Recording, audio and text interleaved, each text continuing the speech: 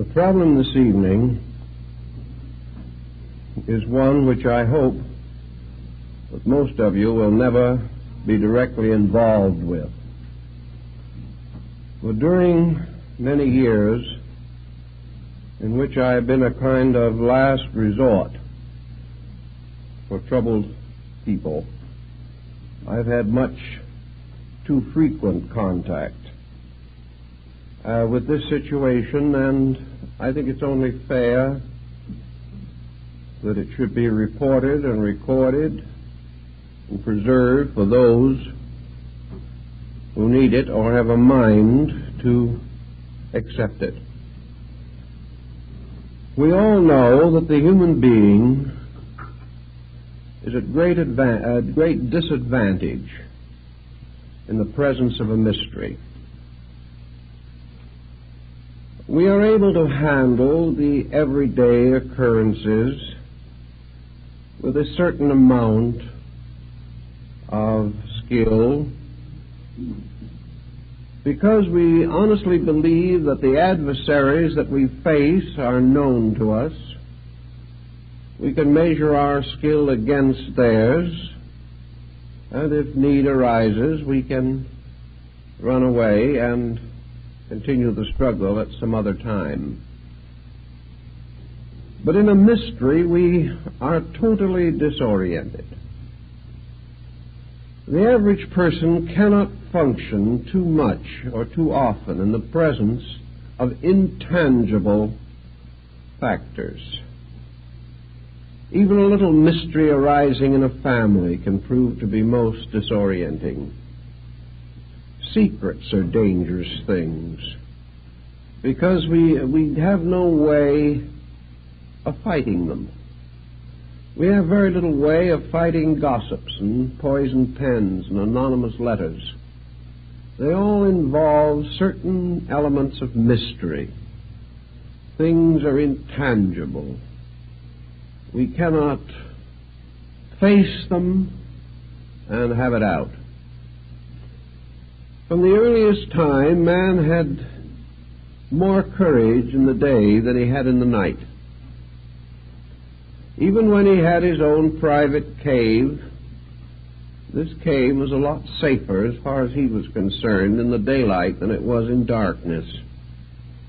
After he built houses and put locks on his doors and barred his windows, he was still happier in the daytime than he was at night, because in night perhaps old boards would creak or something of that nature.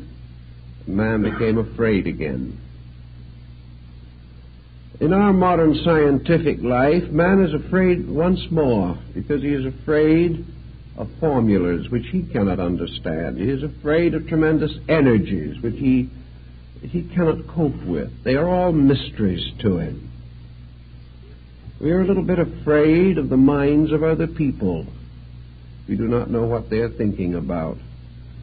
We are afraid that they are perhaps planning some secret exploitation of our resources, whatever these things may be. Long ago, man passed through a terrible nightmare, a nightmare of secrets and of darkness and of magic, intensified by a great common belief in the power of evil. The demons lurked in darkness at old crossroads. The fear of spirit possession, the fear of excommunication, of bewitchment, and all these things weighed very heavily upon some of our ancestors. They really never knew how to cope with them. They died as much of terror as of the common ailments of the flesh. So when today we observe the long shadow of mystery reaching into our private lives, there is a certain anxiety. We are not able to cope with the problem effectively. And there are certain questions that I think we all must ask. It has been rather well established by ESP researchers that there are possibilities of a certain kind of clairvoyance the thought transference is very probably a reality and will sometime be standardized, or at least far better understood than it is now. We are more or less convinced that clairvoyance is within the reasonable probability of things, and many different extrasensory potentials are being experienced within ourselves. To a degree, these discoveries are important and useful and helpful, and perhaps they will support our basic idealism or our conviction that the universe is a far greater and more important place than we have ever learned that it was. But there's always this little lurking problem. So we can put it in a very simple words of one individual who spent quite a sum of money to have mental absent treatments. This individual was very anxious that a certain person that they knew should change their way of life. So they hired someone, a practitioner, to go to work on the issue, and after a reasonable length of time, the object of all this attention did make some changes in their way of life, including a will in favor of the individual who came to me. Well, this sounded like higher mentalism, doing a pretty good job. You would get testimonials very easily for such procedures. But suddenly the person who came to me broke out in a cold sweat. This was a little problem.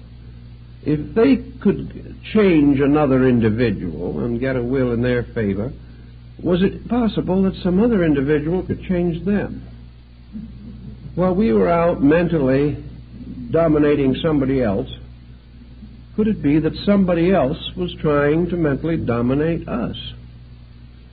Do these processes work both ways?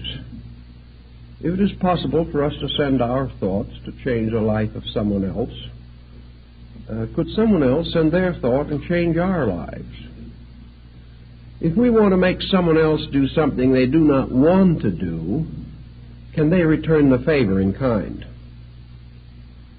It is one of these things in which it was a good rule, but it shouldn't work both ways. Each person feels that he has a right to change others, but he doesn't like the thought that somebody might be secretly trying to change him. The moment we get into this problem, our freedom of action, our freedom of thought, all these things evaporate. Where will it begin? Where will it end? If one person can influence us, so can 50 or 100 or 1,000. If one individual can cause another person to have a loss out of revenge or out of spite, can somebody else cause us to have a loss the same way? Like the old brouhaha. If we can pray our enemies to death, can our enemies pray us to death? It just doesn't look so well when we open this mysterious door between the commonplace and the unusual. We step immediately into a world, first of all, a region which we know nothing about. We have no background in our own experience to cope with these intangibles. All we have to work with is a tremendous tendency to fantasy in ourselves, an imagination that can get out of hand even with the commonplace, let alone the unusual, and a mind that has very little foundation in any form of essential courage or fact or reasonableness. With a nature, therefore, that is lacking in most of the requirements of prudence and common sense, it is very easy to get deeper and deeper into a world of wonders that can change gradually and inevitably into a world of terrors. It is a rather dangerous situation for the person to suddenly leave behind the landmarks that he has and knows and depends upon and sail out into an uncharted ocean of mystical and occult possibilities. My experience with this type of situation is that 99 out of 100 land in shipwreck before it's over. They might be able to handle the situation with some dignity if they were very wise or very poised or very well integrated. But who ever heard of an individual very poised and very well integrated who ever got mixed up in these things? 9/10 of the potential victims of their own foolishness in this direction are themselves neurotic. They are persons whose lives have been, in one way or another, unhappy, frustrated, pressure-ridden. They are not thorough scholars. They are not deeply thoughtful individuals, trained thinkers. They are persons who have drifted along through the years, studying a little of this and a little of that, joining this organization and then that organization, and most of them in trouble from the mere process of chronic joining.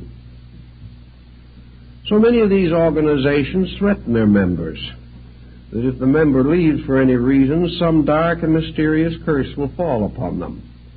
This is enough to wreck a life immediately.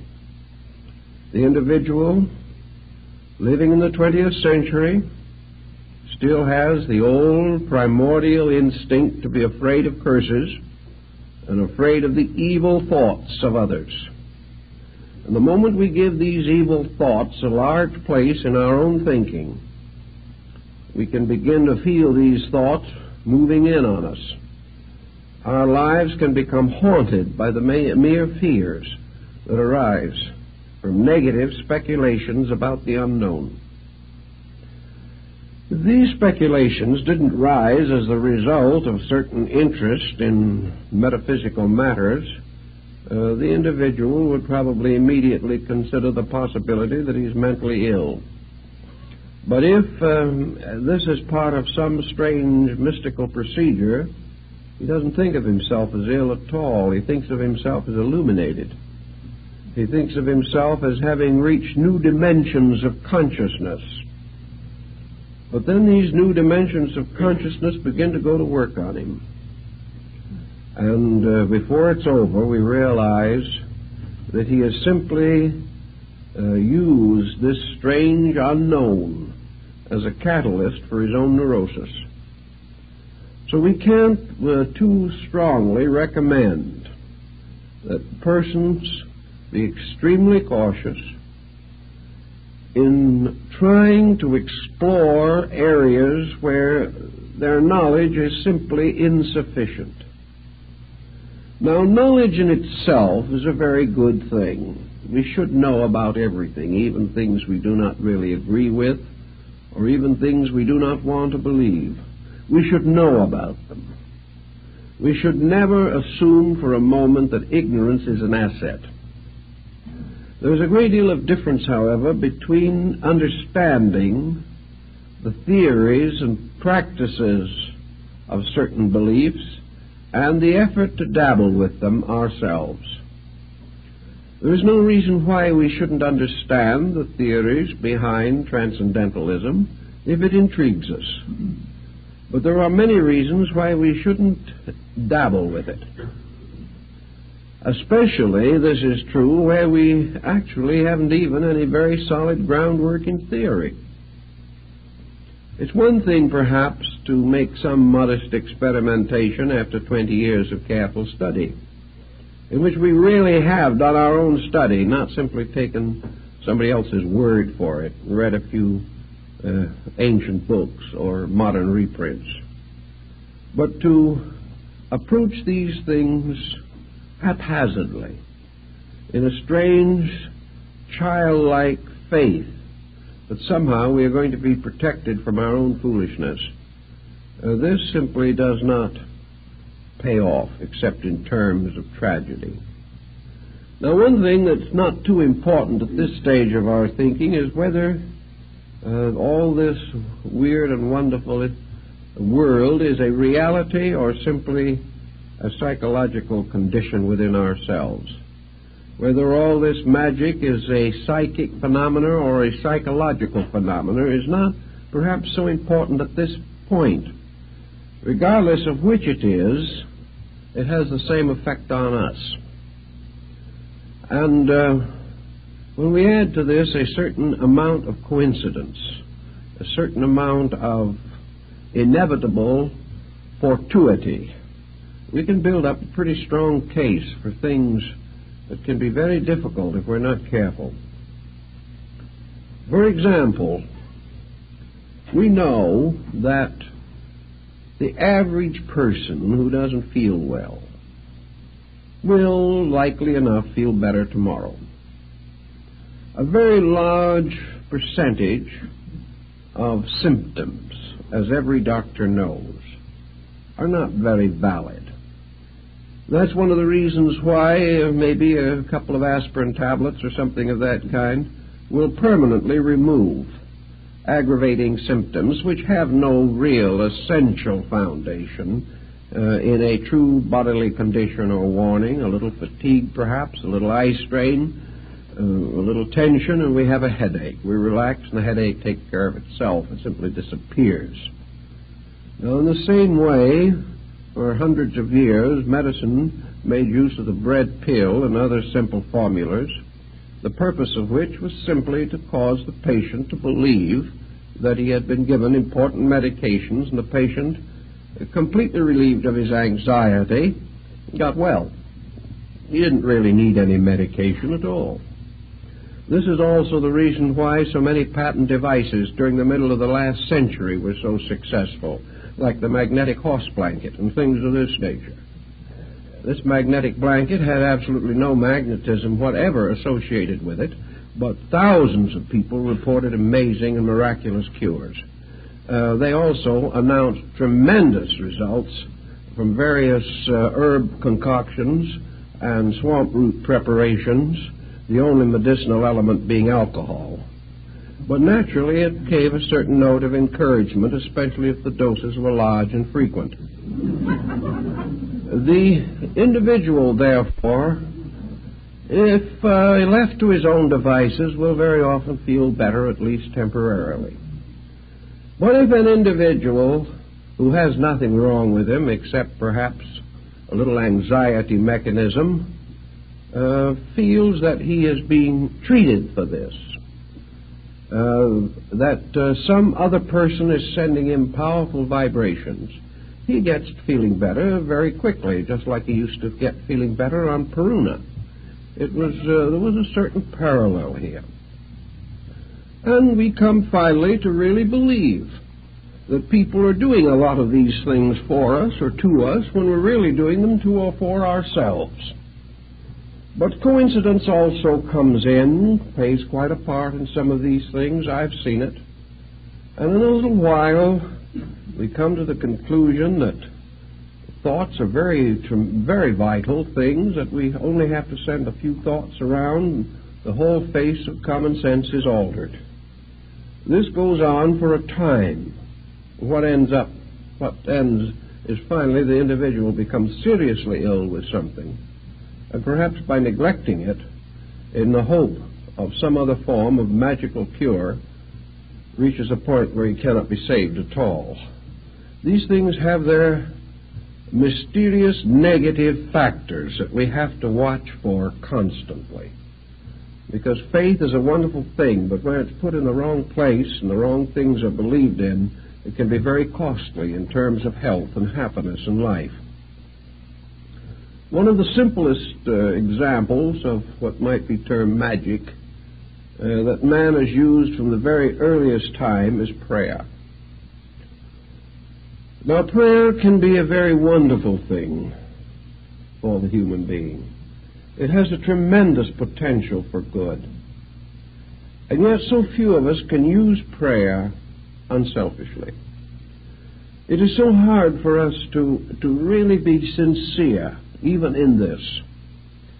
If we really believe that prayer is a power, then this power becomes the basis of a temptation of some nature. Power promises us things. And it's very hard to believe in power without trying to use it to our own advantage or to the disadvantage of someone else. I know people who have spent many years praying that misfortunes would come to another person.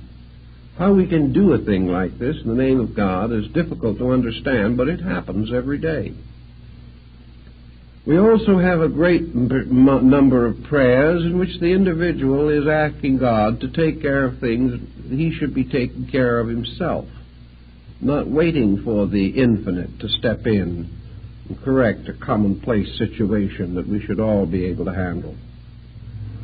Therefore, we have prayer which essentially is a relationship with God, transformed into a kind of a basis of a new kind of old age pension or social security.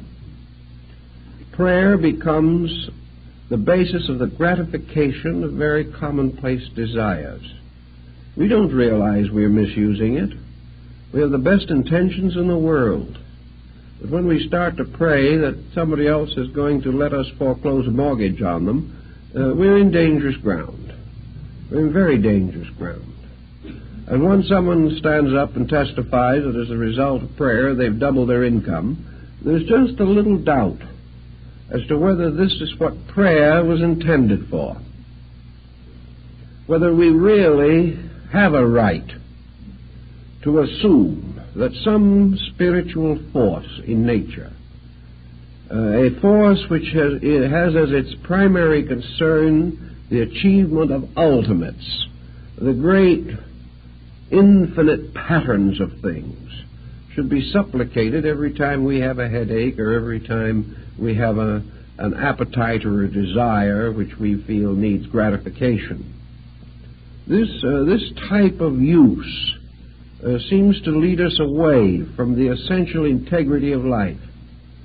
And when we pray that somebody else shall be over-influenced in some way or another, what about the other person? What about the individual who lost money so that our income could be doubled? Did the universe turn on him for our benefit?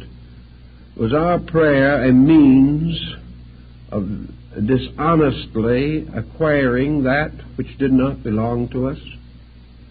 Most people won't even bother to ask the question. They don't care how it's fulfilled as long as they get what they want. But can we assume that the universe operates this way? And if we're willing to assume this, what happens to our own relationship with every problem of existence?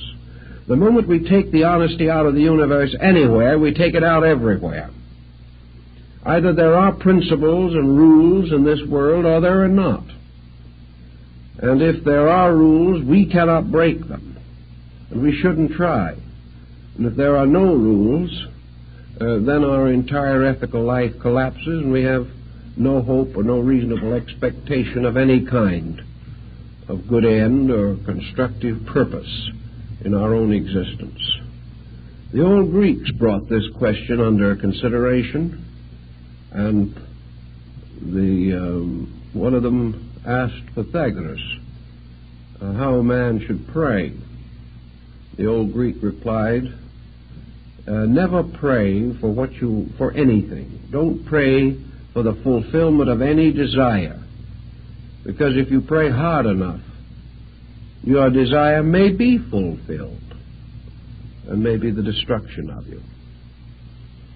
In other words, we all know what we want, but only heaven knows what we need. And where we begin to decide what we want and use various esoteric ways of getting what we want, we are defying that universal pattern which alone knows what we need. Therefore, it would appear that prayer has a function, it has a purpose, it has a reason. But that reason is not the fulfillment of commonplace desires. Prayer is a mystic relationship with life. It is man finding the source of his strength in a regular communion with the heavenly power that creates all things. Nearly all ancient prayers were hymns of praise, hymns of thankfulness and gratitude. It was very rare indeed to find in ancient or primitive prayers anyone asking for anything. It was the person simply stating in simple conviction his realization of the wonders of life, of the blessings he enjoyed, the wonderful privileges that he had. And he gave thanks to heaven for the sun and the moon and the earth and the seasons and the harvest. He was not asking, he was thanking. And prayers of this nature are pretty safe prayers because they do not involve any interference in the processes or order or reason of life itself. One thing I think is very important, whether it be in mentalism or in anything else, in prayer or anything that even seems to suggest a metaphysical factor anywhere in our action, and that is that whatever thought we think, whatever message we send, whatever prayer we say, that let us have at least one regulation on it, namely, that it be beautiful. Let it always be good. Let it always be something that if it so happened that it returned to us, we would be glad that it had returned. That there is nothing in it whatever that could be hurtful or harmful or evil. That we ask nothing of another person, exercise no influence over another person, except to bless them, to wish them well, and to hope them the strength to be themselves. Asking that they do nothing for us, or because we want them to, but asking only that they have the insight and the understanding to live true to their own highest principles. If we are very, very careful to keep ulteriourness out of our thinking, we do not have to live with the consequences of it sometime in the future. But just as we have taken every new and beautiful discovery that man has made and finally used it to hurt man, so even the most simple and beautiful and gracious thoughts that perhaps we start with all too often are twisted around to find some advantage for ourselves or disadvantage to others. In times of war, both armies pray for victory. This cannot be. In all the problems of life, we seek to call upon a divine aid for the advancement of some human concern. And this advancement is nearly always selfish. So another very safe rule in connection with all transcendentalism is to take the self out of it. I think this was the burden of Buddhism. Buddha, of course, lived in India. The Brahmins and Hindus of his time practiced magical rites. They called upon the gods, they invoked spirits, and they did many other things of this nature. Buddha warned against it, as also in Greece did Pythagoras. He warned against it on the ground that all of these rites and rituals had something to do with the gratification of man. That the individual wanted power, he wanted wealth, he wanted security. And even when he, Faust-like, bound some elemental to his services, as in the old legends, it was always in order to gain some gratification for his own ambitions or desires. One of the ways to take the blackness out of magic is to take the selfishness out of it. And in the ancient religions there was a kind of wonderful divine magic, the magic of illumination, the magic of insight and enlightenment. This mysterious and wonderful magic by which man seemed able at times to come into the presence of his God, to stand in the transcendency of the divine principle, to enjoy or to participate in a wonderful experience we sometimes call cosmic consciousness. This kind of a diviner magic, in which self plays no part, is one, perhaps, a form of the transcendent which may be permissible. But the rule, I think, is safe to follow, is that man is in danger whenever he is selfish. And the greater the skill of his selfishness, the greater the danger he is in. And if he uses any esoteric or magical means to gratify selfishness, then he is definitely practicing black magic. And black magic is a magic that perhaps is not so black in itself, as that it opens the individual to the blackness of fear, opens him finally to a strange abyss in which he is captured in the very conspiracies which he would turn against others. There can be no ultimate security in anything that is essentially selfish. So when we pray, let us pray as selfless beings, praying for the common good, not even trying to define what that good is, but perhaps building into the concept of our prayer, our meditation, our contemplation, whatever it may be, that wonderful saying, a wonderful statement that seems to be so protective of all good. When turning to God in communion and asking anything of the divine, let us always include that thought, not my will, but thine be done. As long as we do not force will, as long as we do not impose our will upon purpose, as long as we do not stand arrogantly, because our will indicates our conviction that we know and we do not know, as long as we are not arrogant, much will be forgiven us. But in our arrogance, we pitch ourselves into adversity. Always, therefore, our own purposes, our will, our appetites, our instincts, our ambitions must be subservient to the great cycle of laws under which we exist. Man lives in a universe of cause and effect, under the great laws of causality and alternation and harmony and rhythm. Man should not under any condition build into his life any concept which would inspire him to violate law.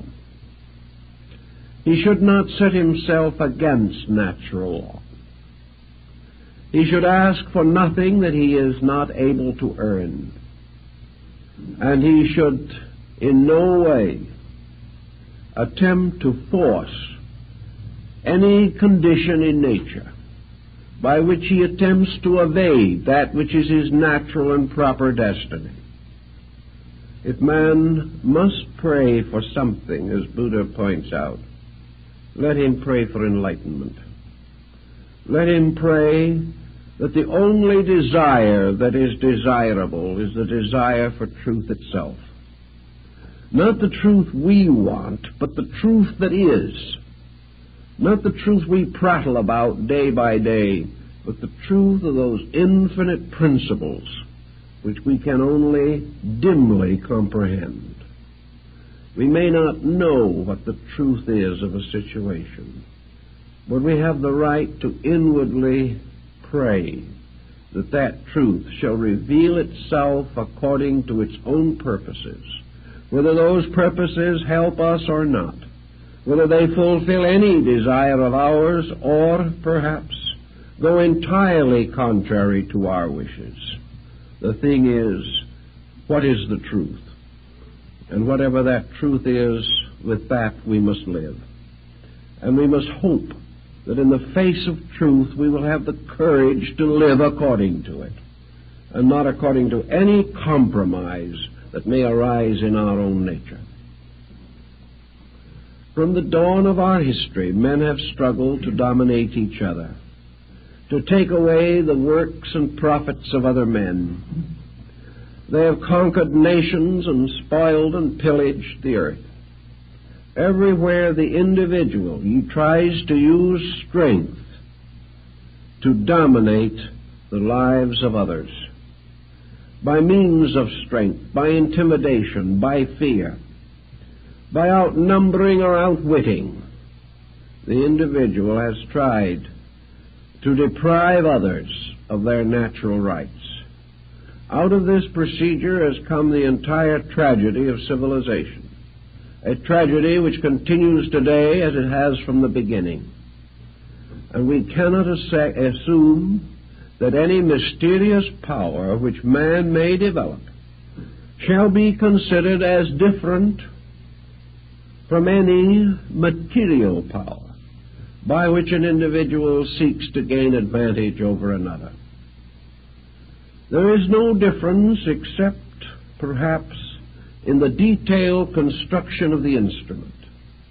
But whether we try to take a man's goods from him with a gun or with a thought, we have committed precisely the same offense.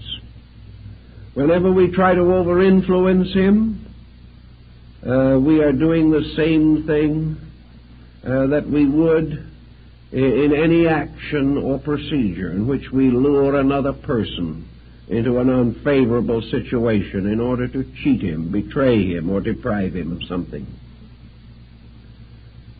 In fact, as we study the situation more carefully, we realize that just as our actions have their rewards according to their motivations and their values, that the perversion of wisdom, the perversion of insight, the perversion of spiritual resource is perhaps one of the greater crimes and carries with it one of nature's heaviest penalties. Actually, we are far worse off as living beings if we steal from a man by influencing his mind than we are if we break into his house at night and rob him of his goods. We have committed a different kind of offense. In robbery, we have used common means. Perhaps the man was careless and didn't close his doors properly. Perhaps also we were using the ignorance of our own lives, in which we didn't really know any better. But where we use anything that has to do with sacred matters, anything that has to do with the immediate presence of the divine in any of its aspects, we are committing a peculiar and terrible evil. Therefore, to pervert the mystical powers of meditation, concentration, and prayer, such perversion carries a far heavier penalty than that of physical robbery. We have now created a situation which has gone into our psychic entity. We have dabbled with something which can destroy life and reason in every part of our natures. Therefore, we must be extremely slow and cautious in this type of thing.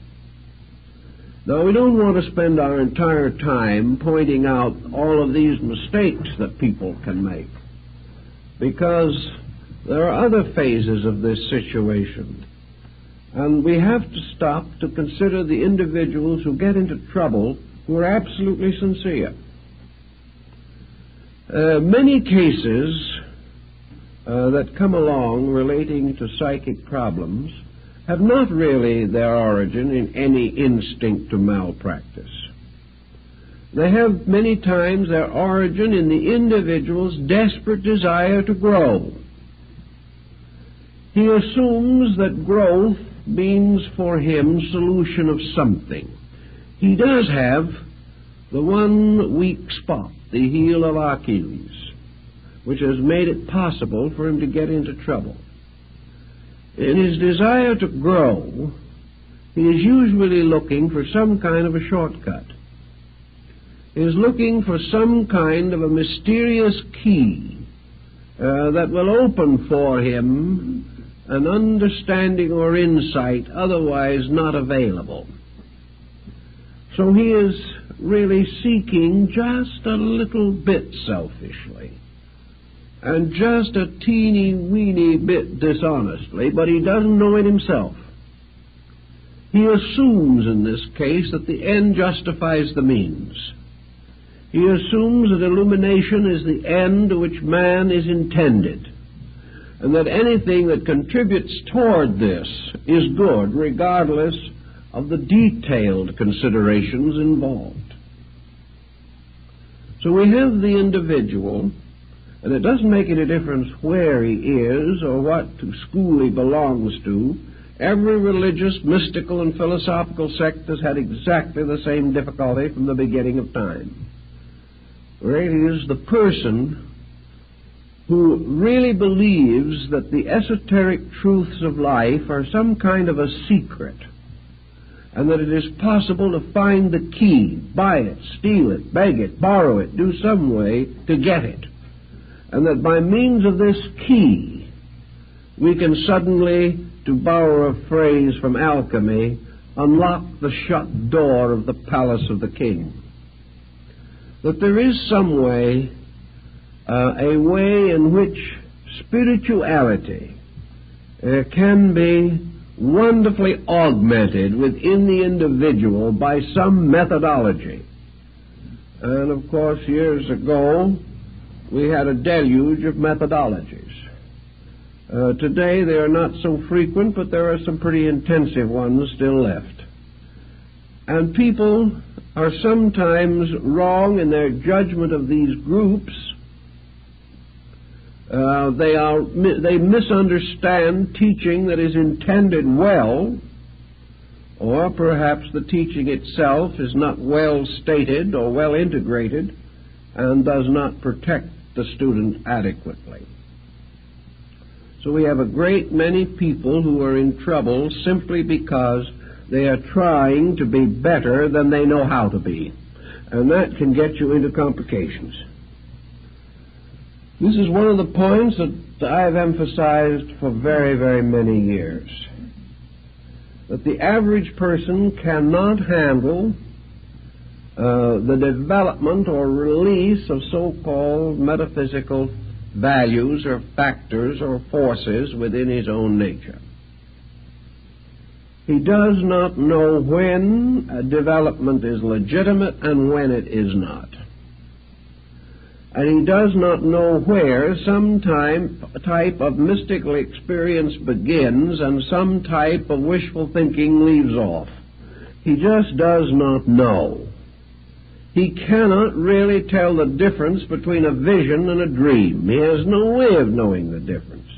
For that matter, he doesn't know the difference between a dream and a nightmare. There are many strange and difficult situations that the person cannot cope with. The moment his mind is separated from the commonplace, the landmarks about which he is reasonably certain, he wanders into a mist and mystery which he cannot evaluate. He really doesn't know what he's doing. Now, there should not be this kind of situation. People should not be encouraged or permitted to get into these difficulties. But we can't do very much about it now because the trouble started a long time ago. Back in the gradual collapse of classical culture, the various esoteric arts and sciences of the temples were profaned. These secrets were brought out. Initiates broke their obligations, or some even under torture confessed or described things which they should not have discussed. In any event, little by little, what used to be a very carefully guarded way of life became available through the dishonesty or the treachery of members or novices in these subjects, and the old mystery sciences came into the common possession of mankind. Of course, some good was accomplished. It wasn't all bad. For from the temple we got mathematics and astronomy and chemistry and music, geography and history. Practically every science we know was originally part of this secret wisdom.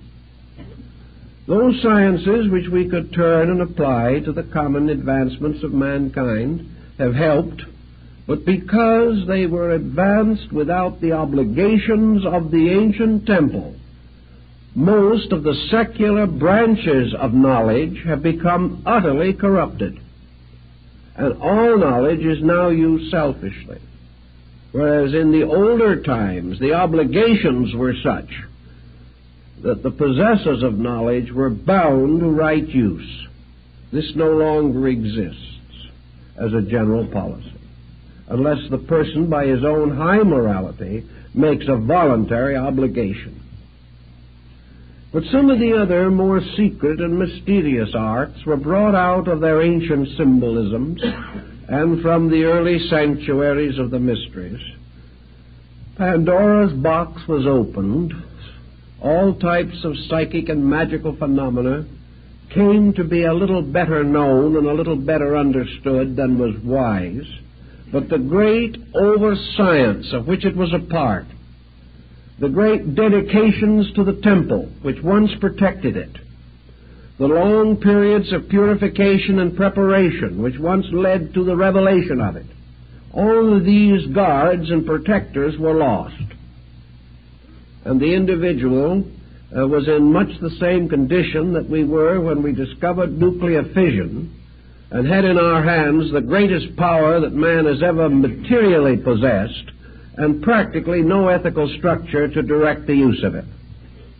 This was a situation that was rather serious. And as far as the private citizen is concerned, the esoteric arts are just as dangerous as nuclear fission. He can get himself into a private dilemma just as easily as the world could be forced into a dilemma by an atomic war. But without the guides and guards around these practices, we developed a whole series of popular systems by which the individual really tried, quite sincerely, to advance his own internal life. He was convinced that somewhere inside of himself was a God, a tremendous power, and that this divine principle within him was stronger than his personality, stronger than his mind and his emotions and his body, and that in some way there was a great security, a great sufficiency to be achieved if man could explore this inner nature of himself and come finally into union with the divine power, the source of his own being. Thus systems and schools were set up for the exploration of these secret processes. The theory was legitimate. The procedures were to varying degrees legitimate. Some quite definitely had strong good points. Others had very few good points. Many of the names that were used to identify these systems were ancient, honorable, belonged to great schools of the past. Some were out of fabrications and proclamations of the mysteries. Who knew? Who was able to tell which was genuine and which was not genuine? Not 1 in 10,000 who became involved in these various procedures. Everybody had to believe somebody, and most people believed the wrong people. So we had more trouble.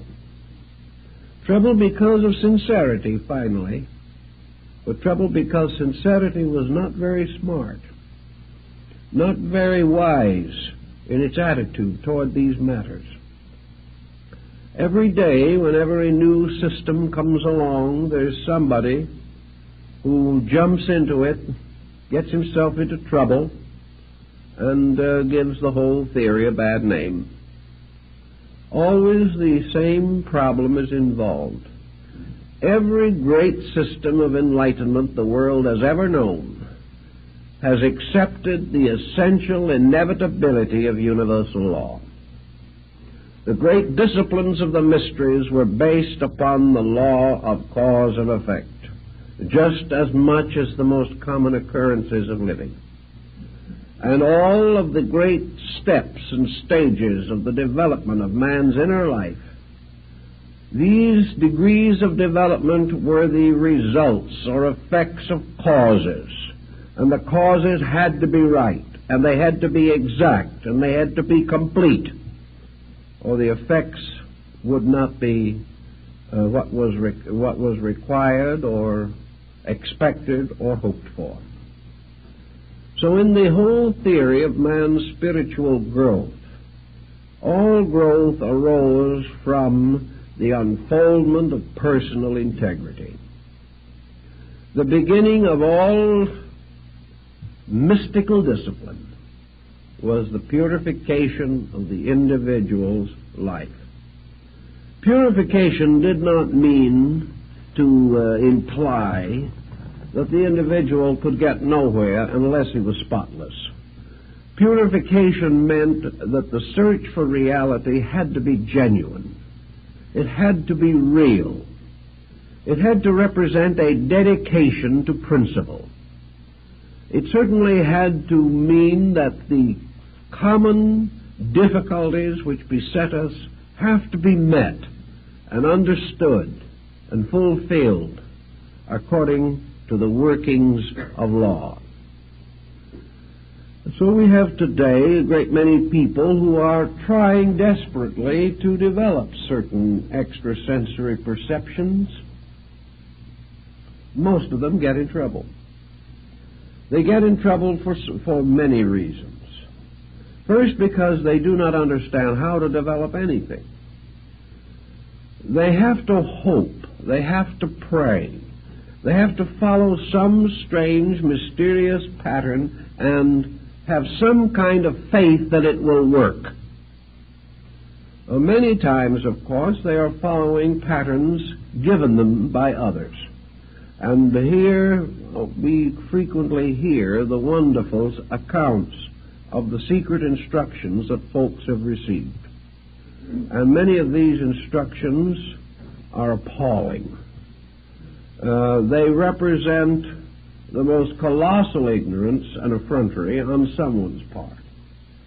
I've checked a great many of these wonderful revelations of how to develop extrasensory powers, how to become an adept in 5 or 10 lessons, how to look through solid walls and see what's going on the other side, how to multiply the family fortune, make friends, influence people, dominate situations, almost anything you want.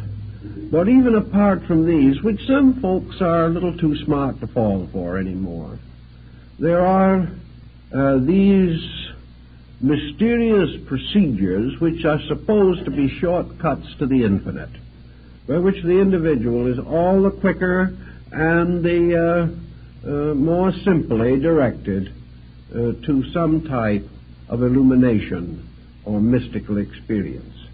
I have tracked down a great many of them. Sometimes they're in pamphlets and literature, sometimes they're carefully guarded secrets, communicated only from one person to another under the most direful obligations. But where did they come from in the first place? Where do these instructions originate? And I have checked a great many of them, and nearly all of them begin in somebody else's psychical aberration. That is the 100% causing ground for most of them. You finally get the individual who apparently was the pioneer in this particular form of the matter. You pin them down as to where they got this secret discipline that was to save the world. Who told them? What secret or ancient society did they belong to? Where was the line of descent on this knowledge? Where did the information come from? In almost every instance, this information was something that had been given to them in a dream, in a nightmare, in a bad moment of some kind. Often it was nothing but a slightly twisted paraphrase of something they had read. But they hadn't consciously taken this thing they had read and passed it on as their own. They really hadn't. But they had been reading about it for some time, and one night they dreamt about it. And it got a few extra flourishes in the processes of the dream, and the next morning a new religion was born. And this is how it started.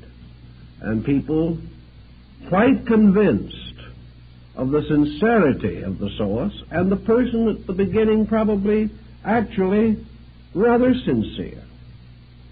Everybody in trouble within 6 months. Because the situation was not bona fide, there was nothing. The only way in which the individual could get anywhere with the instructions he was receiving was to develop so powerful an imagination that he had hallucinations of progress relating to himself. He could imagine himself to be illuminated. In fact, if he was real good at it, he could have a dream somewhere also, in which the cosmos opened up and he found himself seated in the midst of the infinite. But the whole thing ended up in a dream. It ended up in a strange, negative, psychic situation. Well, you can say if it made the person happy and didn't do anybody else any harm, and everyone seemed to be getting along a little better than they had before, why upset the apple cart? If that's what they want to believe, we live in a land where you can believe almost anything you want, why not let them go on believing? Well, if it went along nicely like this and everything remained happy, that wouldn't be perhaps so bad a situation. But it never goes that way. In a very short time, the false doctrines, the false ideas, the stupid situations that arise begin to create complications. The individual who thinks he is illumined insists on illuminating other people. He doesn't know much himself, and by the time it passes on to a number of others, it's worse than when he got it.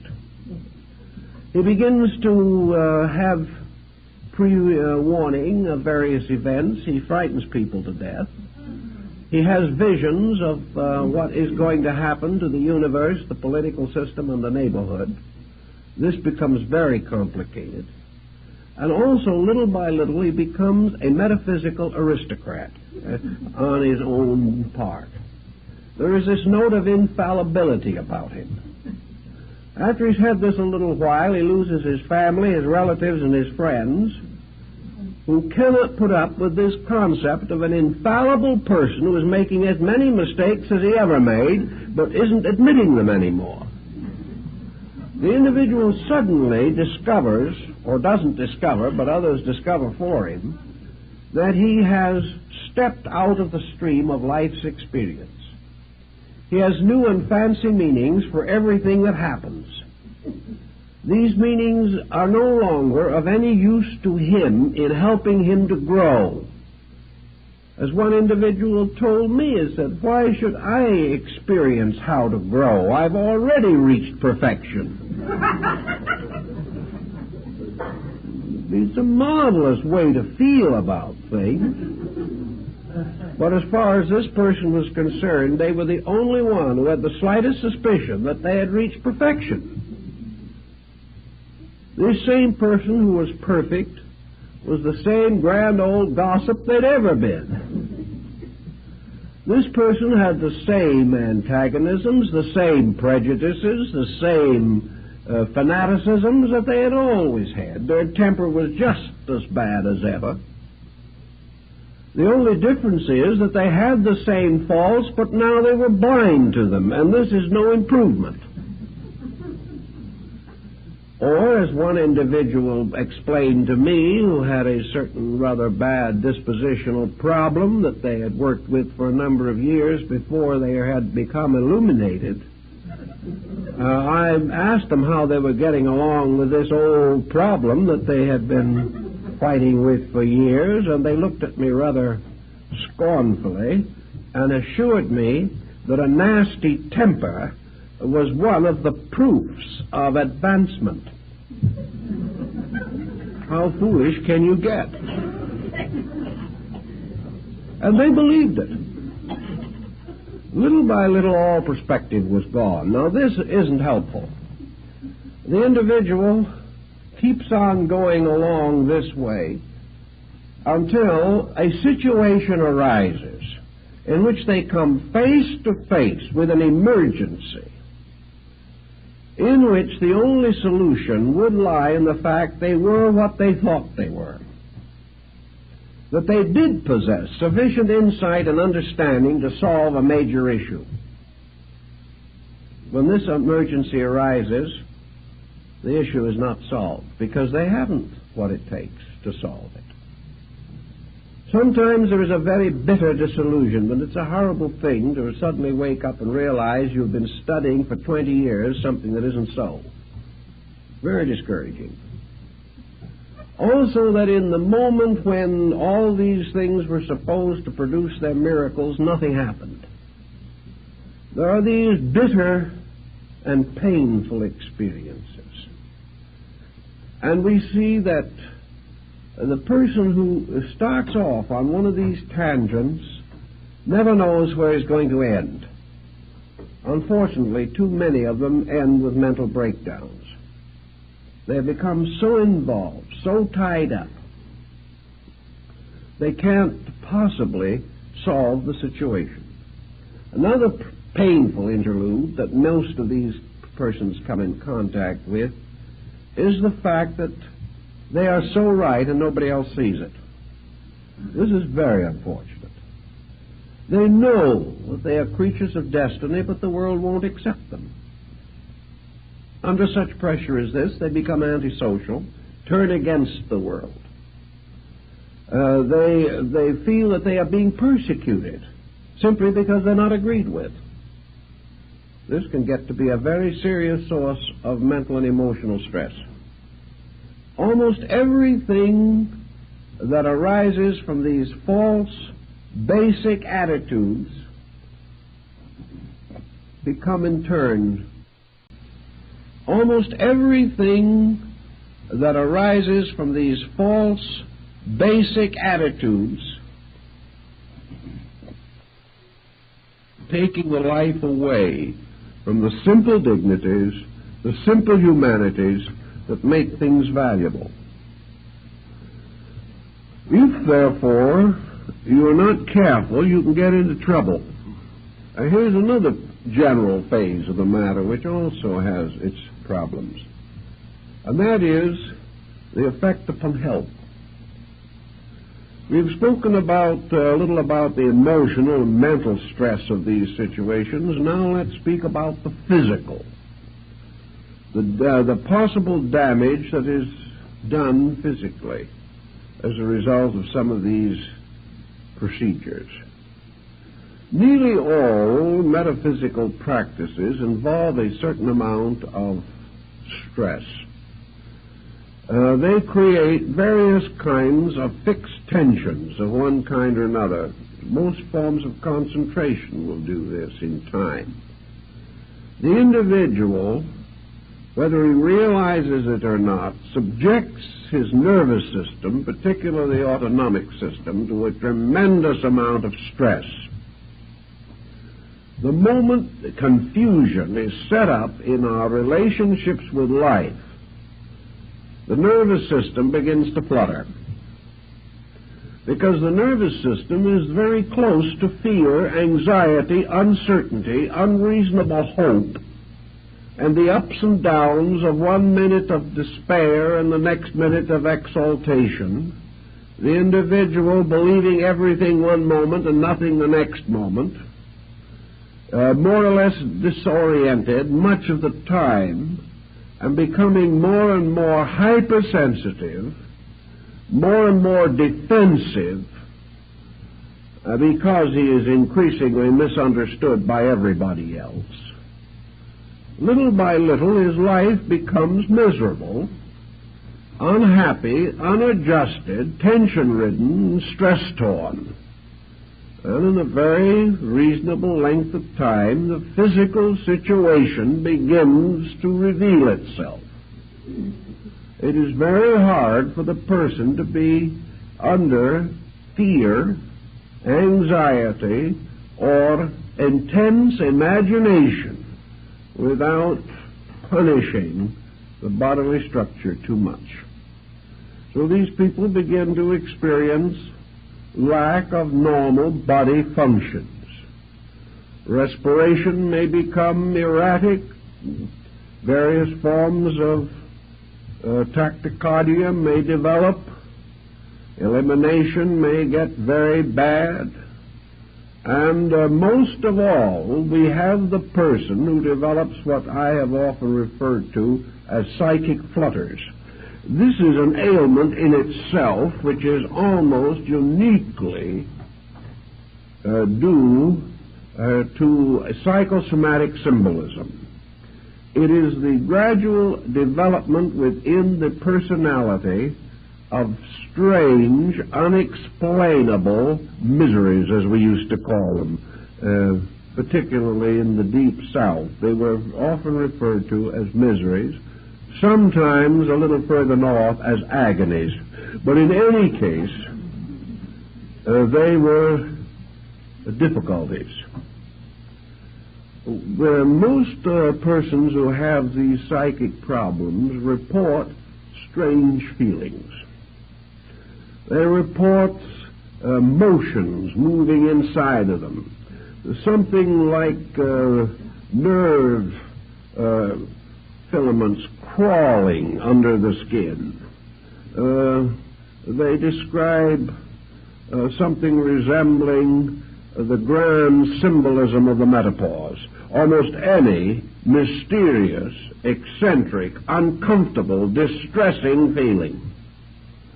They will have all the cold chills and hot flashes there are in the book.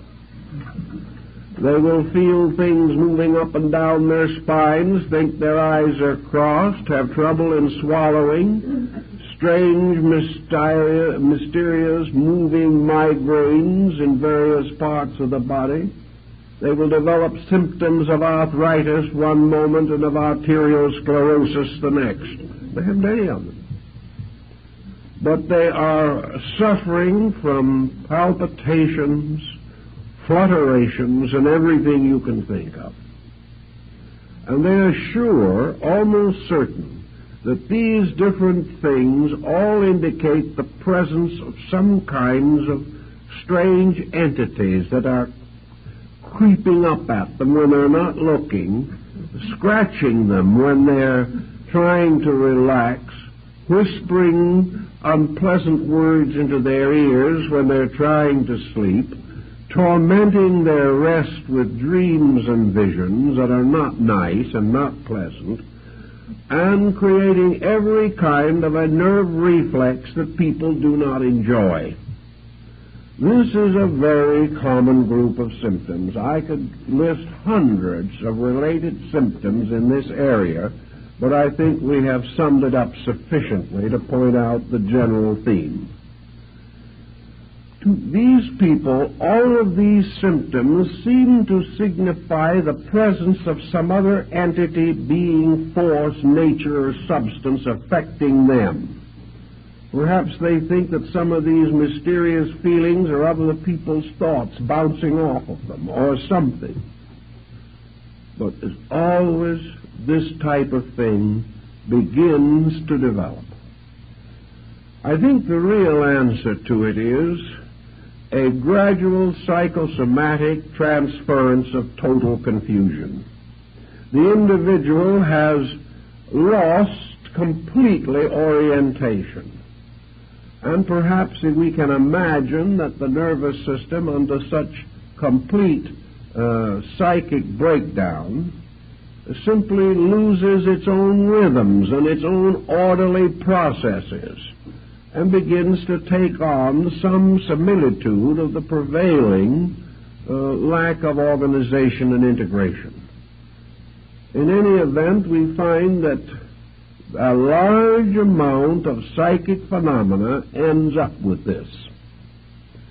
Sometimes it gets so bad that there seems to be very little you can do for it.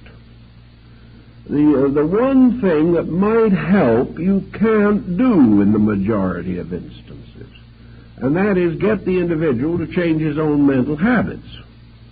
By this time he is so convinced that he has no power over the situation that all he wants is a sorcerer to get rid of demons for him. He doesn't have any realization that these symptoms indicate the breakdown of his own natural integration. He is not mentally ill. He is physically disturbed, symbolically. All the mysterious doubts and wonders and hopes and anxieties that developed psychically are now playing themselves out nervously in the functions of the body. And this is an unpleasant thing to have happen. And the moment anybody feels any of these symptoms, stop worrying about what other people are doing to you and start organizing your own resources as quickly as you can. By organizing your own resources, I mean simply get your mind on practical, workable levels of action, train your thinking, control your emotions, find natural and reasonable outlets, and get your mind off of being spiritual. Because if you don't, you're going to have more trouble. Obviously, an individual in this condition is not spiritual. Therefore, whatever method has been used to get into trouble is not the method they should be following if they wish to become wise. So there's no use continuing the present policy. It is obviously wrong, or the individual wouldn't be in trouble all the time. This, again, is a problem that affects good people. People who have tried very hard, but who have lost a certain sense of security. They have been thrown out into a universe that is too big for them, and they weren't smart enough to swim to shore as quickly as possible. And most of these people must learn to swim to shore and to start all over again in the effort to establish a basic groundwork for self-improvement. We often find that other factors do contribute to this situation.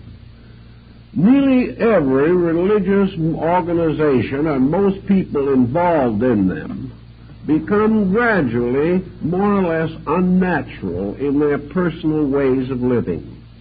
They get into trouble this way also, unfortunately. We have all kinds of trick diets. We have all kinds of special exercises. We have individuals forcibly removed or deprived of the common expressions of life which have been theirs over a period of years. We find them gradually developing various frustrations on the ground that the more frustrated they are, the more spiritual they are.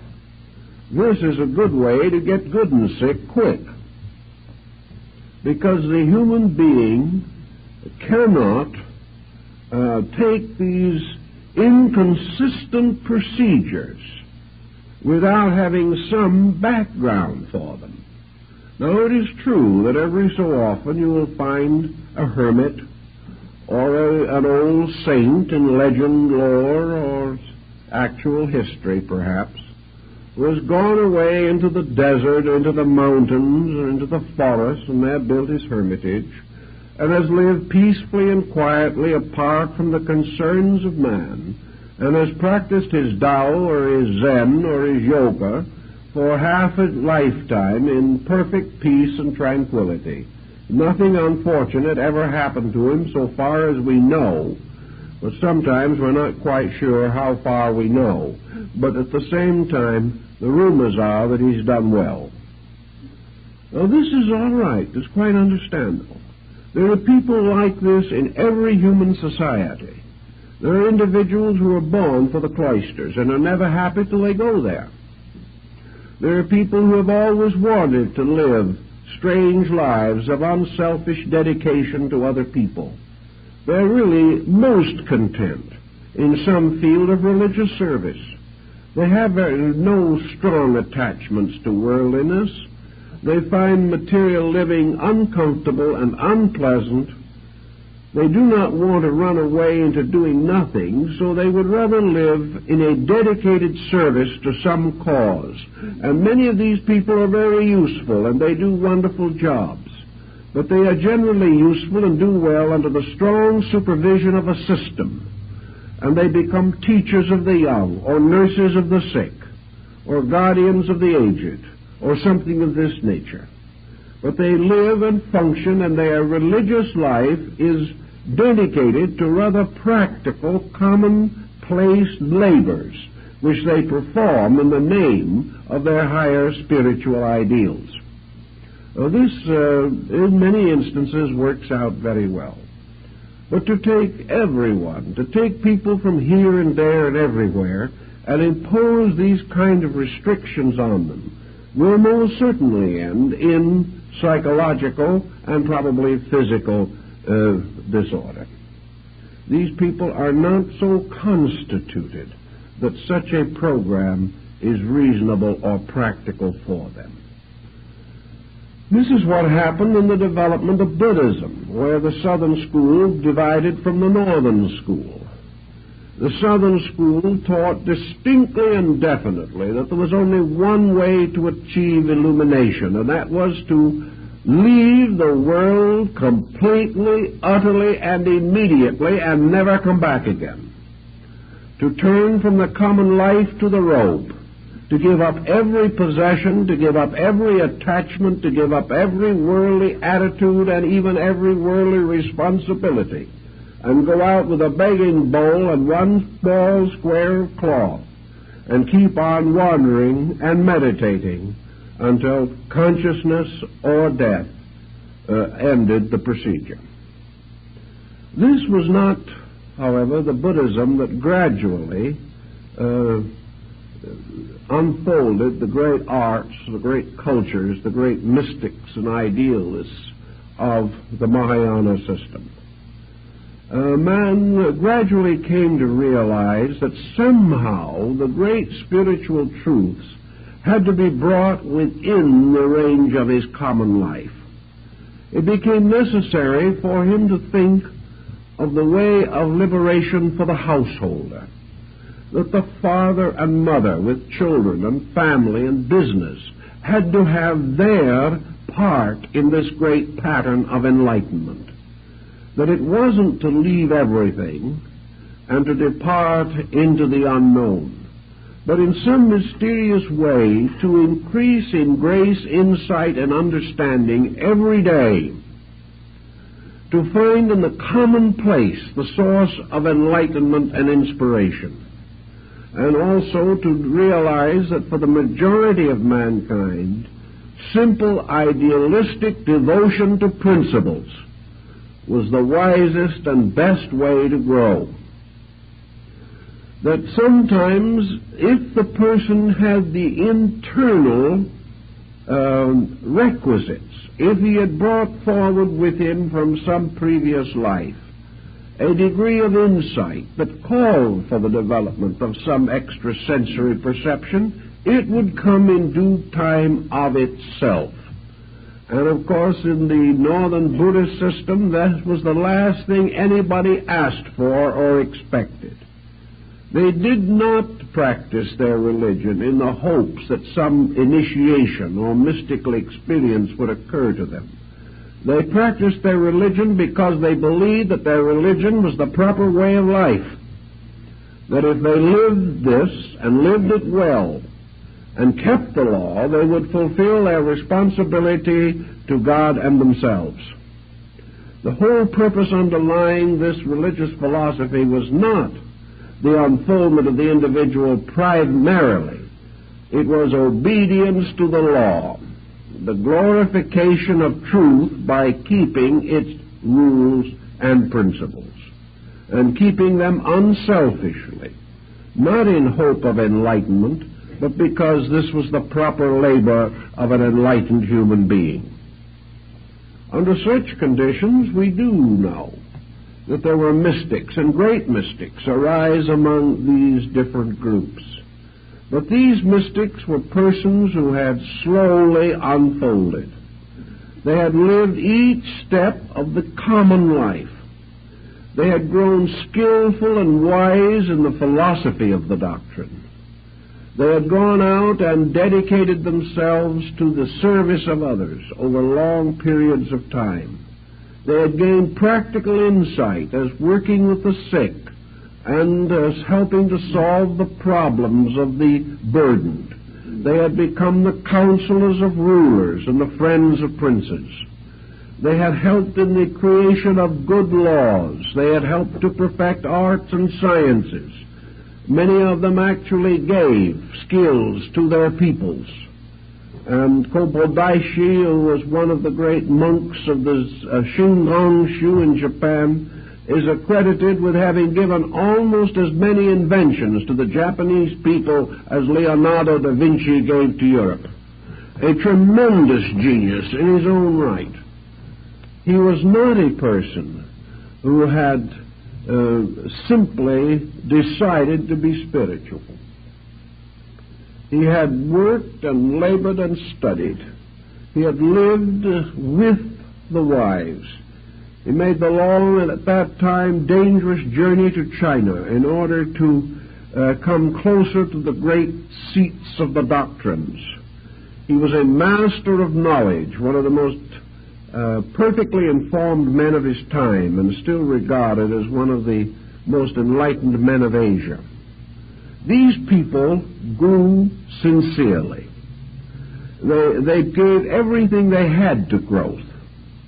And they grew not just simply for the sake of being wise themselves, but that they might become the founders of essential and practical movements and organizations.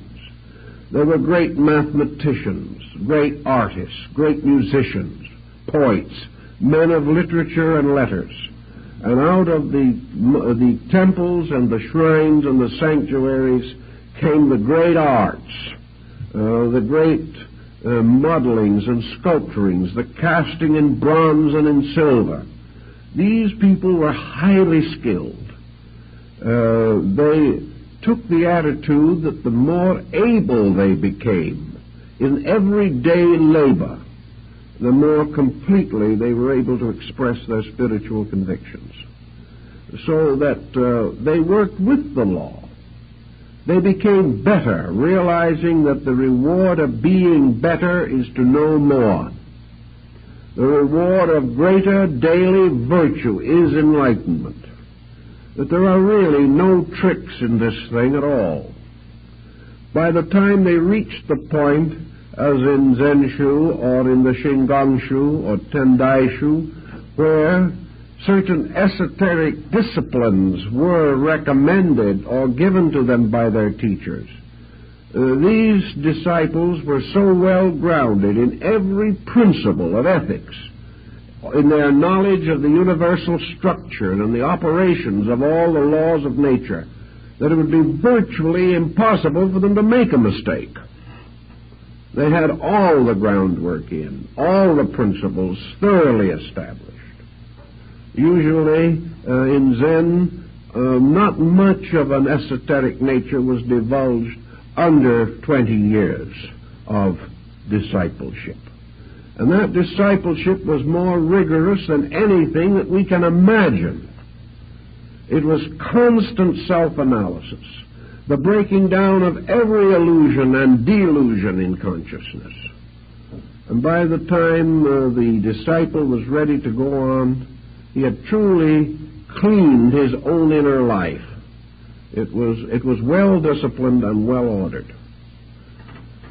People that have this degree of insight can probably be trusted, and you seldom if ever hear of anyone in this type of level of activity who ever perverted what he knew or contributed to the corruption of anyone else. These people knew, and they were able to use their knowledge wisely. What we are worried about constantly and stricken about so often is the dabbler, the one who really tries, but simply doesn't even have a comprehension of what he's trying. To him, a few lessons and a couple of books, and he's well on his way to nirvana. It just doesn't operate that way. This does not mean, however, that the individual cannot grow. He can grow continuously. But he has to grow with a dedication, not an enthusiasm alone. He has to grow along the line which is the most difficult of all forms, and that is self-discipline and self-control. I know more people who have tried to be spiritual without taking hold of their own lives. They can do almost anything you can imagine except what they should be doing, and that is controlling and directing their own conduct. These people are perfectly willing to devote a great deal of time to wandering about the cosmos, but they cannot be patient as people. They do not know how. They cannot really be thoughtful. I know many of them that cannot even be commonly courteous. There is no attention to personal character. This is something to be left behind, to be hurdled, to be considered fit only for persons of less spiritual insight. There is no spiritual insight apart from character. There is no safe mystical experience apart from character. There is no possibility of man exploring the inner universe of value safely unless his own integrity is completely established.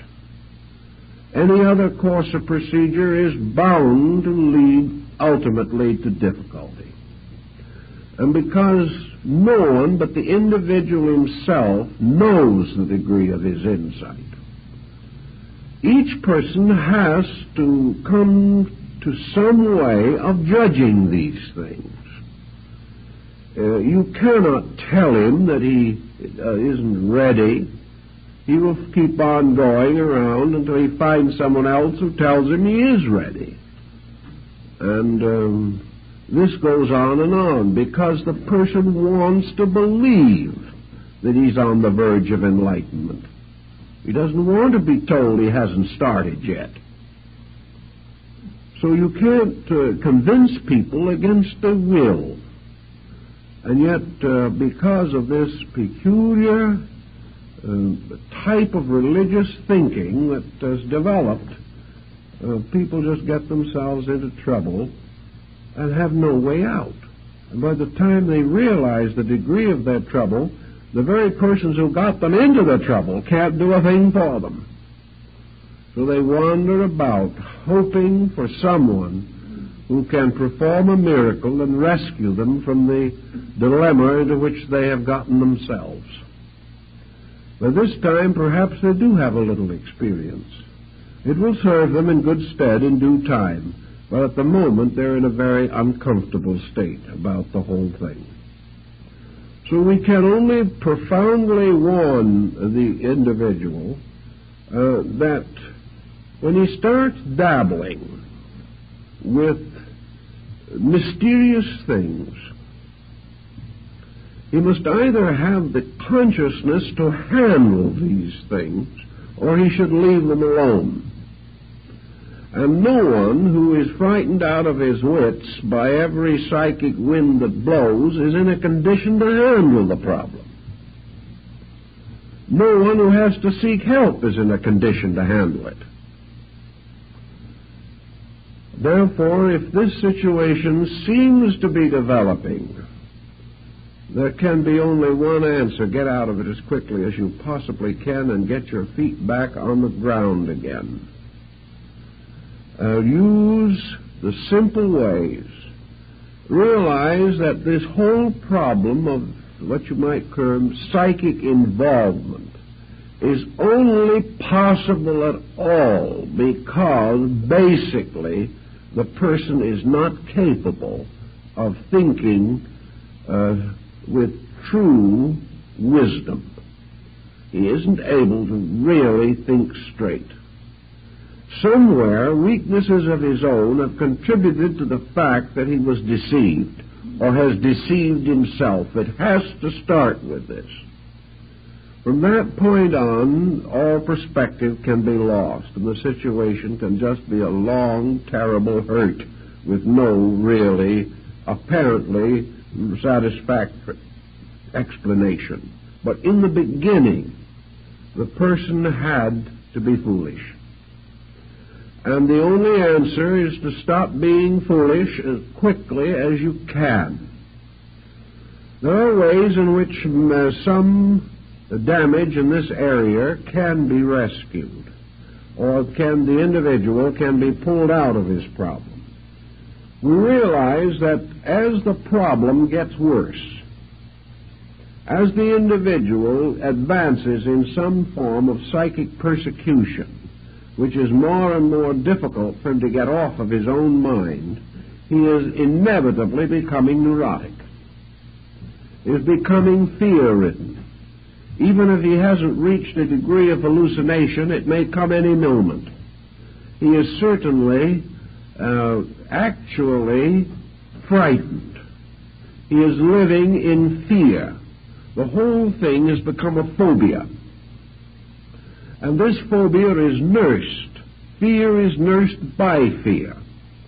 The more he worries about his fears, the more he thinks about his fears, the more he waits for new symptoms to appear, the more frightened he will become.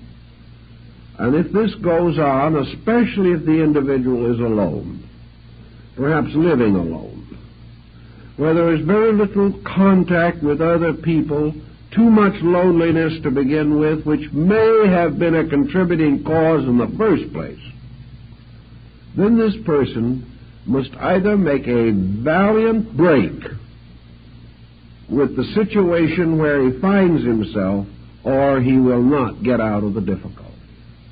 And unfortunately, it is not a difficulty that will cure itself, nor will it get better unless something is done about it. Realizing, therefore, that as in the case of nearly all forms of neurosis, which may come from other causes, there is too much self-attention. The mind and emotions are focused upon the dilemmas of the self constantly. This means that little by little it becomes a 24-hour vigil of psychic self-defense against the unknown. The individual doesn't dare sleep. He doesn't dare do anything because of this constantly increasing pressure of fear. A pressure that is usually accompanied by psychosomatic symptoms that seem so real that there is no way apparently of explaining them except to assume that the psychic persecution is real itself. Under this combination we have a hard, vicious circle which is extremely difficult to break. The best way that we can solve it is by starting out with the assumption that a pattern is no stronger than its weakest link. The situation is a pattern. If we can break it somewhere, we perhaps can break it everywhere. If we can put new factors into the problem or take old factors out of it, if we can shift the point of view, if we can change the psychic chemistry in some way, then the individual may be able to handle it himself from there on. So we have common things that we try to do to help people in this type of problem. We try to find out anything that they are doing that is unnatural, unreasonable, or likely to contribute to the trouble. If these people are starving themselves to death in the name of religion, we suggest a square meal, but that it be taken slowly, because otherwise they may have dyspepsia. If these individuals have been practicing some form of syncopated breathing or something of this nature, they must stop it, or the situation will not change. If these people have left the world because it is so materialistic and so unspiritual that it is constantly hurting their very, very subtle etheric bodies, we suggest strongly they go back in the world and reestablish contact. That they've got to get out and get back in those good old low vibrations again, because the high ones are killing them. If these people have no interest in life whatsoever except waiting for the next psychic phenomena, we strongly recommend other interests. And we particularly recommend some form of activity which disciplines. If these people are retired on an income or are divorced and living on alimony and don't have to work, they're in a especially bad spot. These people have to decide that they have to work. They have to come to the conclusion that no matter what they have or how much security they enjoy, they will destroy themselves if they are not usefully occupied. We find then the importance of these people training some part of their natures. And the result shows how badly this training is needed, for so frequently these people are completely unable to take up any line of self-discipline without a massive struggle. These individuals cannot go back to school and take some adult education work. It's too monotonous. In other words, they cannot say to themselves, I expect to do this and I will do it. It's part of the very evidence of the trouble they got into. But you've got to get them out of it. They have to have new interests, new activities, practical outlets.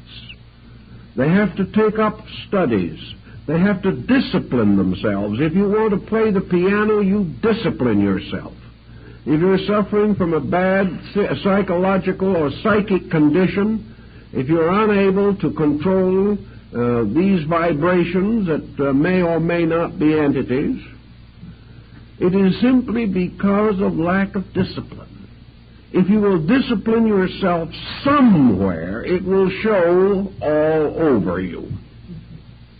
Therefore, if we can get this individual who has never made up their own mind clearly on any subject in their entire lives, but who thinks they're just on the suburbs of heaven, if you can get this individual to go out and study music for 5 years, doing scales for the first 3, and insisting that their own hands and their own minds will do this, or if you can get them into a group of Sumi painters and make them learn to make circles and bamboo joints on paper with black ink for 3 years before they're allowed to put a leaf on them, these people get well. Why?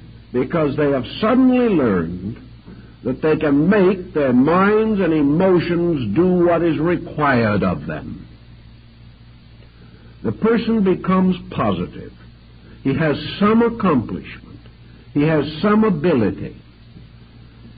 It usually takes from 1 to 3 months for a discipline to become a fascinating thing. The first 2 or 3 months, it is drudgery.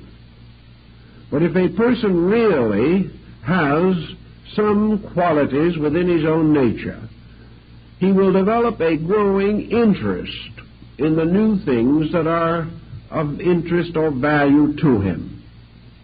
So if he can hold on for 2 or 3 months, the subjects will probably take over a large part of his habit mechanism. He will then go on and find that he has learned how to learn. If he will do this and gradually develop disciplines, he will then be able to turn these disciplines to the direct problems that are probleming him. He will be able to turn these disciplines to fear. He will find that he is able to control fear in himself. He will be able to control his own spiritual ambitions and realize that he's probably not quite ready for nirvana. He will be able to recognize that it is possible for him to go home into an empty house, perhaps, and build there a world of interesting values because he has become an interesting person. It is from ourselves that the environment in which we live must radiate. If we are negative, the environment is negative and afflicts us. If we are dynamic in ourselves, the environment in which we find our daily living becomes itself a dynamic source of inspiration. Everywhere the individual achieves his spiritual integration by becoming master of his own instincts, appetites, impulses, and fears. So if we can create in the person new interests, if we can cause this person to become more concerned over someone else than himself. I've known 2 or 3 cases of this spiritual problem in which the individual was suddenly transformed by an unavoidable responsibility. They suddenly realized they had a duty that had to be performed. They rose magnificently to this responsibility, and the psychic problem vanished instantly. But there has to be something bigger than our fears. If we start correctly with our philosophic growth, truth is always bigger than our fears. But too many people live in a universe in which truth is lost. The moment we stop believing in forces of evil persecuting us for no reason, we have betrayed our own faith in the universe. There is no other answer. But we do not know this. We can't think it through anymore. We have lost our perspective. We are simply hurt. And where we are hurt, there is no justice. We have to restore these values. We have to straighten them out and build again a pattern of positive conviction on which we can live. If we can voluntarily reassume responsibilities that we have attempted to avoid, this will also help. It's like the young man who comes in to me and he says, I'm not getting any discipline at home. I'm now graduating from high school. I think the only thing for me to do is to commit myself to the Navy for 3 years and see what they can do with me. The man says, if I don't do this, I will never be able to discipline myself. So perhaps for this young man, the Navy is the perfect thing, because at least he will come out being able to say yes, sir, and no, sir, which is more than the average person can do. He will also know that when an order is given, he will obey, which the average child has not discovered. He also realizes that he's part of a team.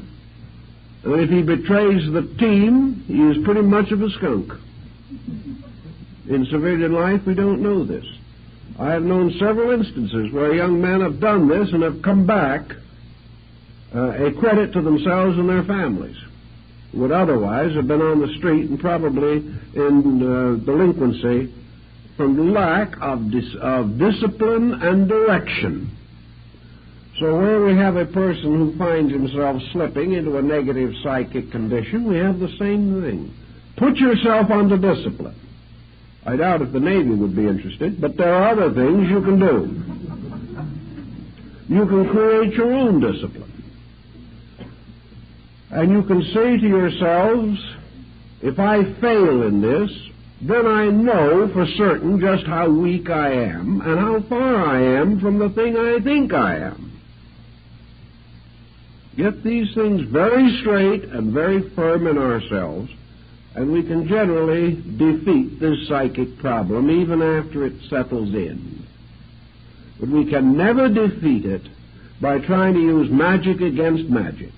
For the bigger the invocations and formulas and charms we make, the bigger the other side makes. And if we have the super charm, they have the super charm, and so it goes on to infinity.